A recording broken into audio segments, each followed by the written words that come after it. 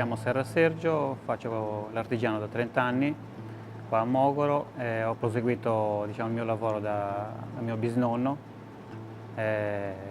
quindi facevo l'artigiano, soprattutto intagliatore, cassapanche e altri arredi, diciamo, artigianali. Diciamo che il cassapanca è l'unico dei mobili ancora che si può vendere, perché è un modello che si può mettere anche sia nel moderno che nel classico, e quindi però, diciamo, su tutte le altre cose è un po' più complicato, più difficile.